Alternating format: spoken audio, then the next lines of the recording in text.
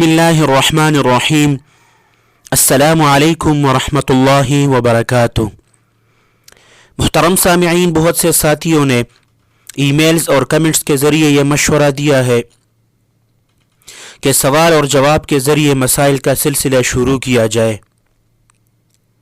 तो अल्हम्दुलिल्लाह हमारे उलमाए देवबंद के बहुत से यूट्यूब चैनल्स और फेसबुक पेजेस हैं जिस पर यह सिलसिला अहसन तरीके से जारी है। लेकिन फिर साथियों से मशवरा करके आप लोगों के लिए कुछ नया सोचा, जिसमें आप लोगों की इल्मी इस्तेदाद भी बढ़ेगी और नए और पेचीदा किस्म के फ़िक़ही मसाइल भी हल हो जाएंगे।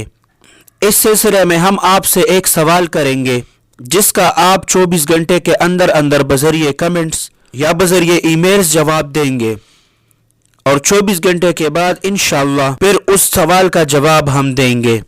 और अगर आप लोगों को इनसे कुछ फ़ायदा मिले तो ज़रूर बताना।